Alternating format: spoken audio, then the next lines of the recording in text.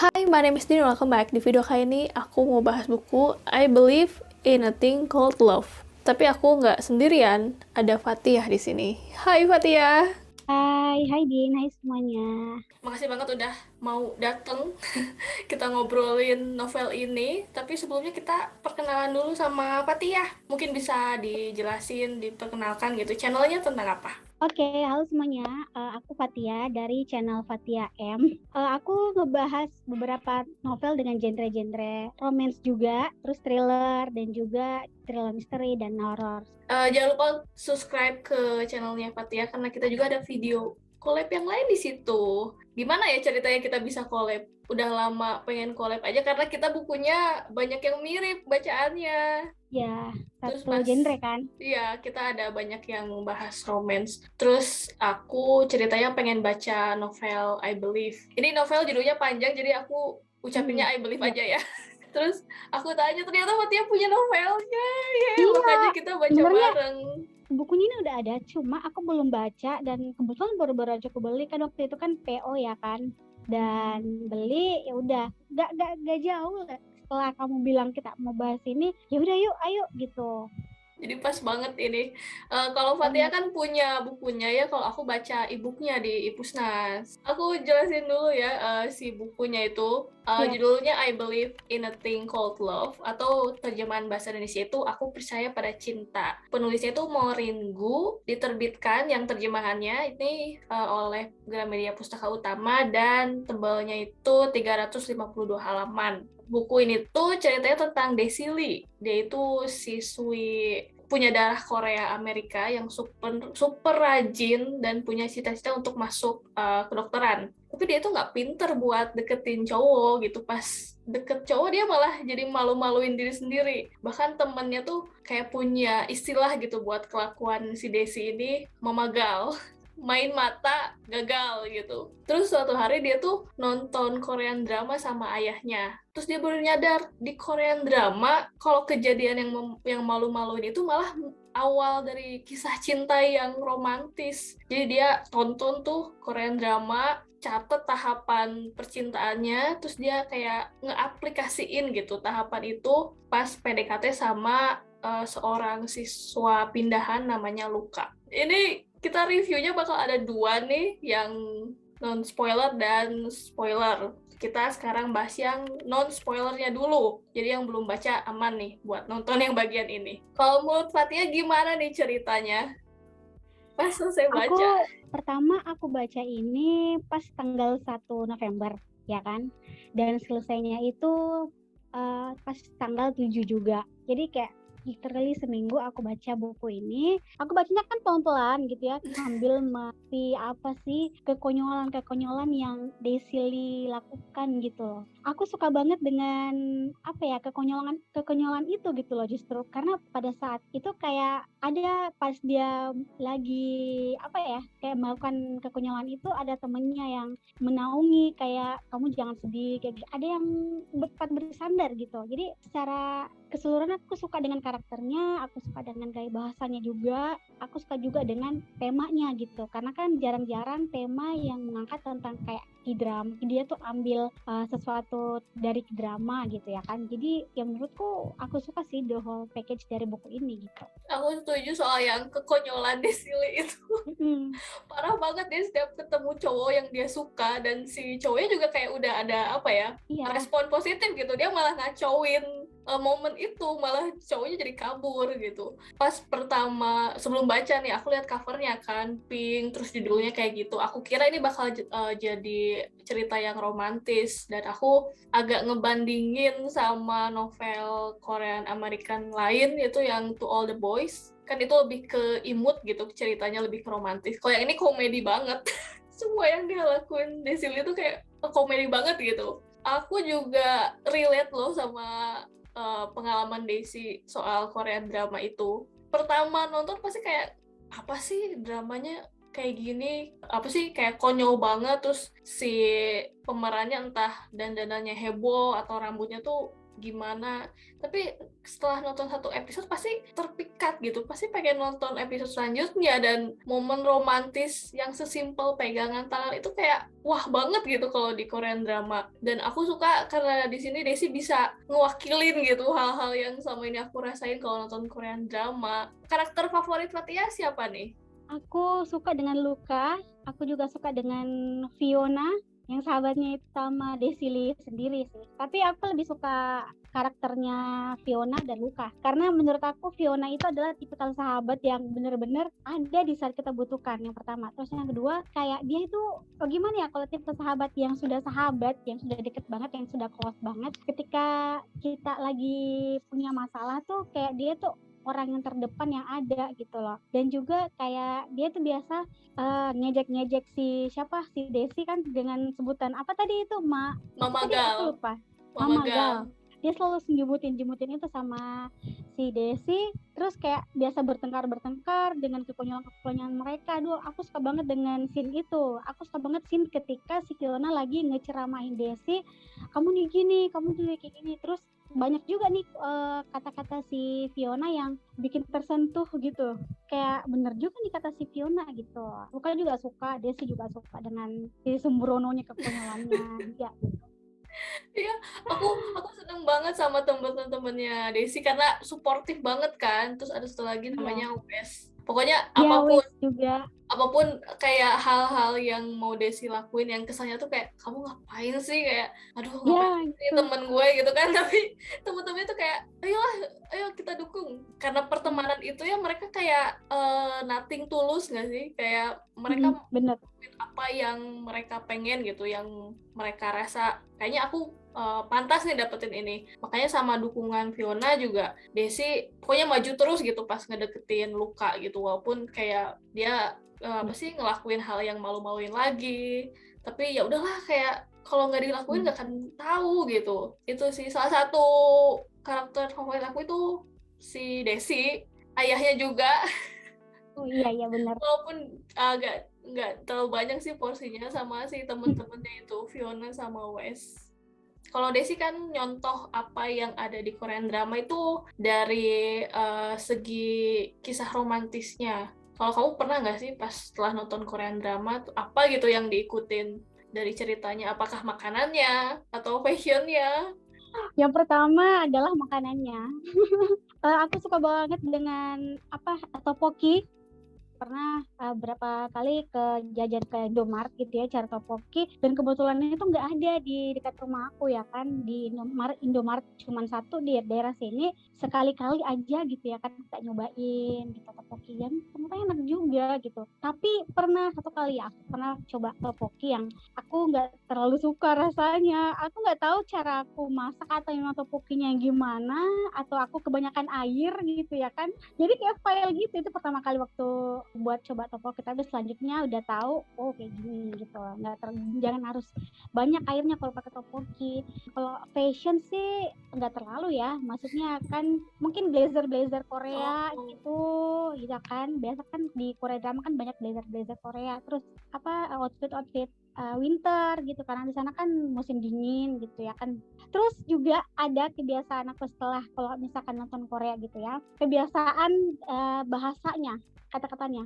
Jadi kalau misalkan aku tuh lagi mungkin misal aku kayak kejeduk gitu, pasti aku hash kayak gitu, hash kayak gitu-gitu. Atau misalnya ada sesuatu yang mungkin aku nggak suka, aibo cinca kayak gitu-gitu. Tidak sadar kita lakuin sesuatu terus terucap kata-kata gitu. Mungkin karena terrekord gitu ya di mindset kita pas setelah nonton Naki drama, kata-kata kayak begitu tuh kayak hai cinca, aibo kayak gitu tuh, comal kayak gitu-gitu kan. Itu biasa kebawa kehidupan realitas kita gitu. Soalnya itu bahasa yang paling simple dan apa ya, gampang ditiru lah kalau gitu. Ngomong gitu, ya. Ya, itu. Terus aku setuju banget sama yang makanan topoki, ya ampun aku suka banget. Walaupun iya pas pertama kayak nggak tahu gitu apa rasa yang sebenarnya itu harusnya gimana gitu. Jadi pertama nyoba pasti kayak apa sih ini, kayak cuma gini doang gitu. Tapi lama-lama nyobain dan akhirnya suka. Terus kalau aku satu lagi itu kimchi. Ada beberapa kali nyoba beli beberapa merek atau mesen dari yang apa sih UKMK yang bikin. Tapi sekarang aku akhirnya bikin sendiri. Aku beli bumbu siapa kayak gitu sih, bumbunya nggak bikin. Jadi cuma aku tinggal nyiapin si sawinya, dimasukin bumbunya, udah deh beres. Sesimpel itu. Kalau fashion aku enggak sih, karena kita agak susah ya kalau mau pakai coat yang panjang-panjang gitu, walaupun itu lucu banget. Iya. Aku lebih ke skincare sih. Dulu yang pakai masker sheet mask itu, terus serum, kayak ada 7 step gitu. Itu banyak banget, tapi nggak semuanya cocok sama aku, tapi itu seru. Terus kita lanjut ke yang nggak disuka nih sama buku ini. Apa kira-kira, ada nggak?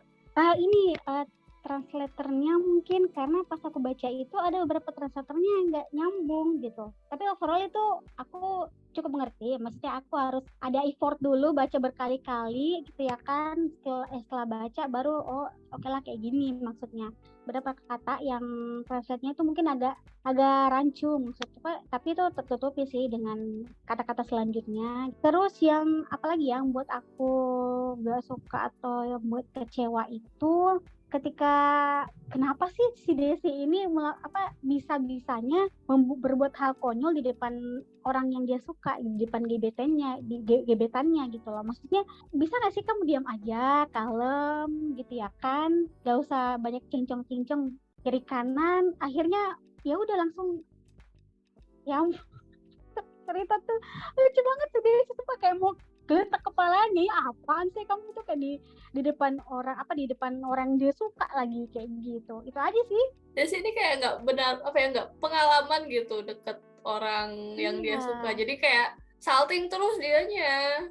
Sampai aku tandain beberapa kejadian-kejadian yang bikin aku greget, yang bikin aku gitu ya kan. Banyak banget. Saking banyaknya. Kalau yang dari Ya. aku yang kurang disuka ya si translate-nya mungkin agak kaku gimana gitu. Apalagi Desi ini kan ceritanya pinter banget. Terus dia suka tiba-tiba ngejelasin hal-hal yang rumit gitu. Dan kadang aku kayak, apa ini? Aku kan jadi kayak luka gitu. Hah? Apa maksud kamu gitu kan? Banyak istilah, banyak teori gitu yang dijelasin. Dan iya aku juga harus baca beberapa kali gitu buat ngerti gitu. Tapi itu sebenarnya nggak apa ya, kalaupun nggak dibaca, nggak dimengerti bener-bener juga nggak apa-apa. Soalnya aku biasanya lihat konteksnya sih. Jesse mau ngeliatin gitu kalau dia kutu buku banget, terus mau ngeliatin kalau luka enggak gitu, beda sama dia. Yang selanjutnya aku agak spoiler nih. Kita mungkin mau pindah ke yang spoiler. Oke. Kita bakal bebas mencaci maki si Desi. Oke, siap. Aku udah siap nih dari tadi mau spoiler. Dari aku dulu ya, ngelanjutin tadi yang nggak aku suka. Aku nggak suka atau kayak, kok bisa sih semua tahapan yang Desi lakuin itu sesuai dengan apa yang dia catat gitu. Sama persis dengan si Korean dramanya. Misalnya setelah tahap 1, misalnya pas pertama deketin, terus langsung ke tahap 2, mulus gitu. Misalnya nggak ada tantangan, atau misalnya, ternyata si Luka nggak ngerespon sesuai yang di Korean drama gitu. Ternyata tahap 1 harus dilakuin lebih lama. Nggak ada yang kayak gitu. Setelah 1 kali coba, berhasil tuh tahap 1 misalnya, langsung diproses ke tahap 2. Tahap 2 sukses, langsung ke 3. Ini kan ceritanya dia niru karya fiksi, walaupun si novelnya ini juga fiksi gitu. Hidup nyata itu nggak semulus yang di Korean drama gitu. Apalagi salah satu tahapnya itu kan dia bikin kayak momen mengancam kalau nggak salah. Terus dia ngerancang kecelakaan mobil. Itu ekstrim banget. Walaupun lebih parah dari rencana, tapi berhasil gitu. Gimana gitu? Itu kecelakaan loh, bener-bener udah diperhitungkan semuanya sama si Desi. Saking pinternya dia bisa bikin kecelakaan mobil sesuai yang dia mau.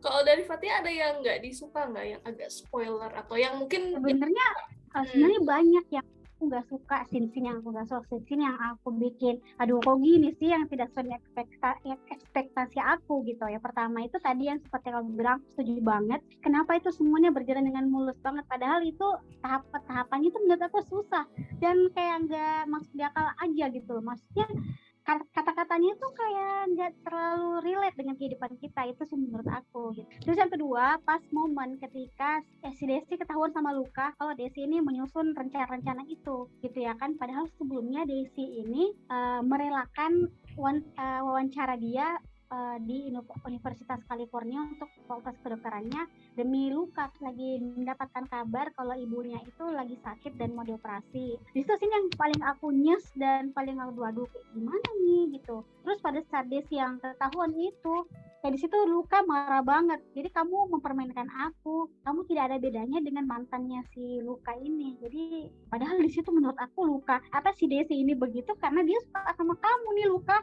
Kok kamu tuh kayak gini sih, kalau kamu bikin sakit hati si Desi. Aduh, di situ aku greget sumpah.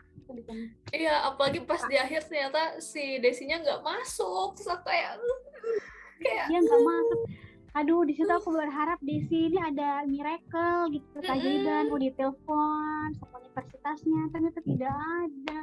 Aduh, sayang banget. Jadi kerja keras dia gitu, belajar, terus latihan ujian kayak gitu tuh cuma gagal karena satu momen itu, satu yang interview yang kelewat itu kayak, kirain tuh dia bakal dapat kesempatan kedua gitu kan. Di Korean drama suka kayak gitu kan, tiba-tiba dapat kesempatan lagi. Terus aku sebel di situ. Sayang banget, sayang banget sih menurut aku. Tapi aku suka loh si Desi ini nggak kayak karakter di novel romance yang lain. Biasanya kalau aku perhatiin ya, ketika dia udah jatuh cinta, udah bareng sama si cowok impiannya, biasanya dia tuh kayak kehilangan diri sendiri atau kayak ngelupain gitu apa yang dia pengen. Entah misalnya dia kayak ngeganti cita-citanya biar bareng sama si cowok atau kayak ngorbanin teman-temannya. Di sini Desi enggak loh, dia nggak ngorbanin teman-temannya. Dia juga masih berusaha masuk universitas impian dia itu, bahkan sampai nyembunyiin dari lukanya sendiri. Desi ini kayak kerasa utuh gitu, kayak kerasa diri sendiri dia tuh masih ada gitu. Aku lihatnya sih kayak gitu, dan ini jarang banget aku temuin di novel romance, apalagi yang remaja kayak gini. Jadi aku suka banget, walaupun dia bego. Maksudnya dia aja ceroboh banget. Bener banget sih. Ada lagi nggak yang disuka atau hal-hal menarik? Itu soalnya kan tadi banyak banget tuh yang ditandain. Iya, banyak banget. Terus yang aku suka nih ya, ini suka pada saat kekonyolan si Desi ini pada saat dia ketemu sama si cowok pertama, kalau nggak salah namanya Max ya, sebelum Luka. Ini kan juniornya gitu ya kan, dan sedangkan Desi kan sudah senior, ceritanya kan sudah jadi ketua OSIS. Pas Max menghampiri Desi dengan sahabat-sahabat Desi, si Fiona sama Wes, kenapa coba di situ ada scene si Desi terbatuk, terus keluarin dahaknya dan kena sama Max. Aduh, itu sumpah kalau aku jadi cowok ya iyalah pasti ilfil ya kali. Masa ada cewek yang kayak batuk keluar dahaknya, maksudnya kayak ya kalau mau batuk ya tutupin aja dulu gitu ya kan. Desi kamu tuh kayak gimana sih? Mungkin saking saking saltingnya kali ya. Di sini juga banyak banget Desi kayak dia tuh bicara sama pikirannya sendiri ya kan. Desi please jangan bertindak terlalu ceroboh gitu, atau jangan macam-macam, tenang saja kayak gitu. Tapi pada akhirnya dia tuh nggak sesuai dengan apa yang dia pikirkan. Terus ada momen yang aku kurang suka juga ketika mungkin the whole ceritanya ini itu kayak dia tuh kebanyakan menceritakan tentang kekonyolan Desi sama Luka, keseharian Desi sama Luka ya kan, dia kan bersama gitu ceritanya. Terus bagaimana caranya si Desi ini menceklis tahap-tahapannya itu. Tapi aku kurang suka ketika Desi dia kurang dijelaskan bagaimana perjuangan Desi di awal-awal ketika mau masuk kedokteran kayak gitu-gitu kan. Di akhir-akhir tuh baru kelihatan tuh ya kan, baru di akhir. Terus ya kebanyakan sih cerita pas Desi masuk seni lukis ya sama si Luka gitu. Di situ baru kedekatan Desi sama Luka baru makin intens gitu aku. Iya sih, dipikir-pikir yang soal cita-cita Desi masuk ke dokteran itu emang agak kurang dieksplor sih, sama mungkin traumanya dia yang kehilangan ibu pas masih kecil Hmm, itu juga. Apa? Apalagi yang dia kan punya temen pas kecil yang dia nggak inget itu yang Violet.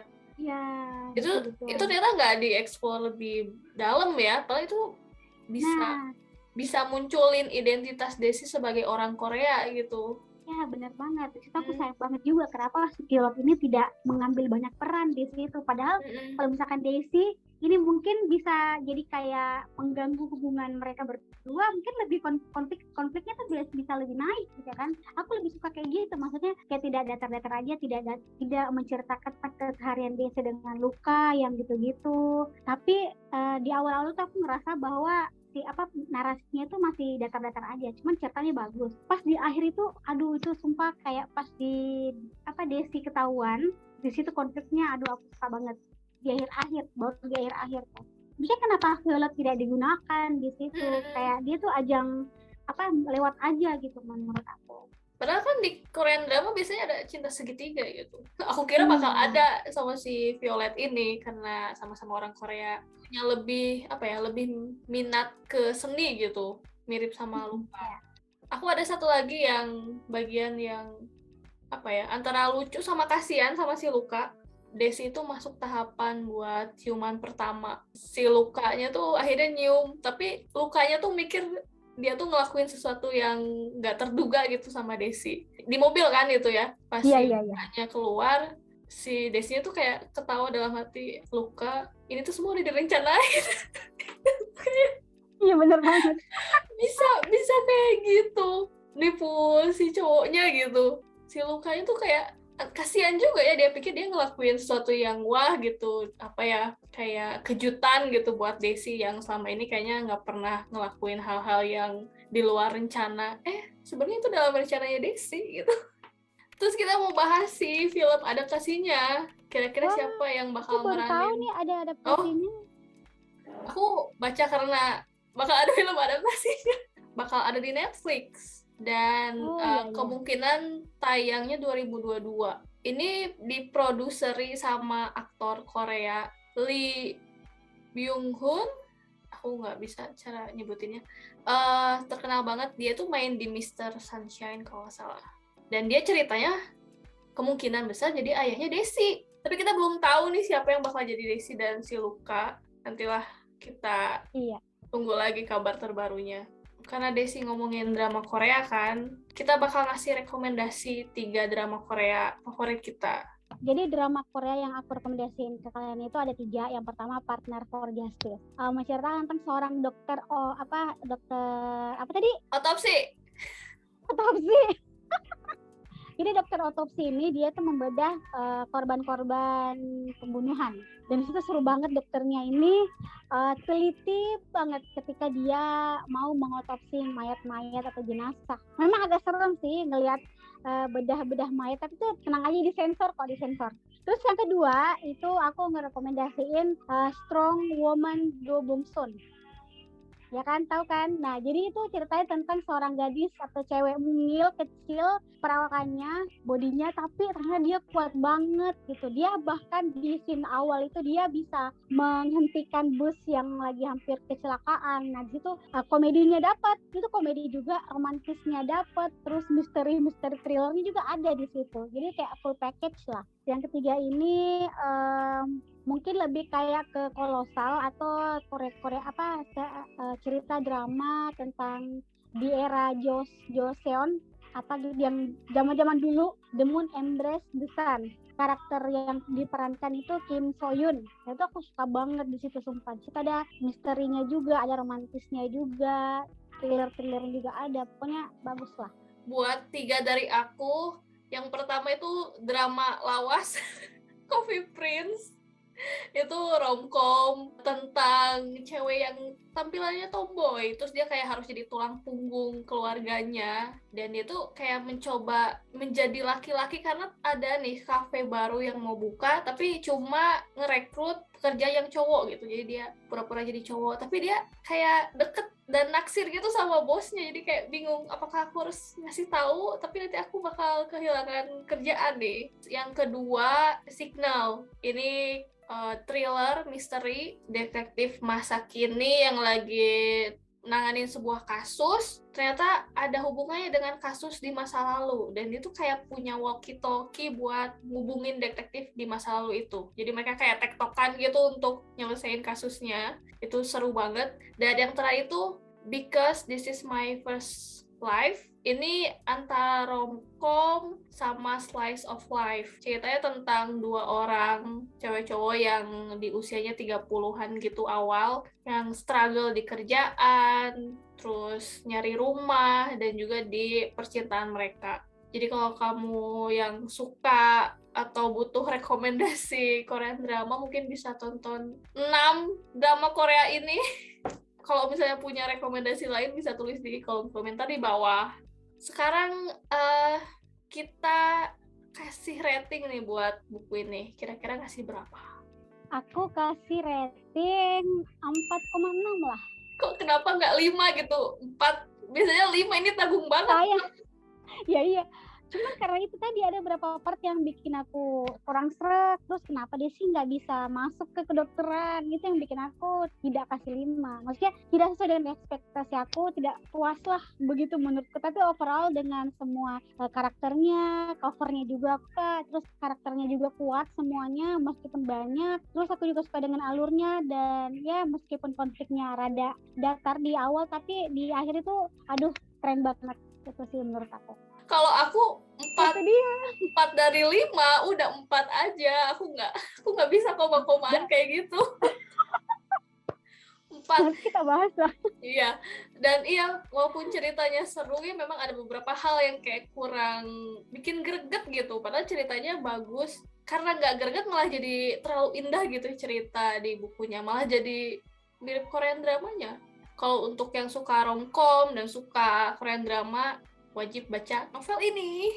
Nah, itu dia diskusi novel I Believe in a Thing Called Love bareng aku dan Fatia. Dan jangan lupa untuk mampir ke channelnya Fatia karena kita juga bakal bahas sesuatu di situ yang mungkin tadi udah di mention soal ratingan nih.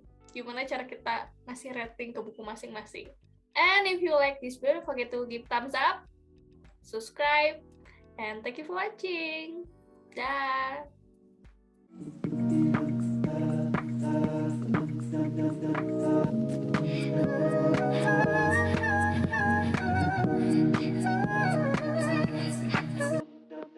Pasti ini langsung meruntuh oke.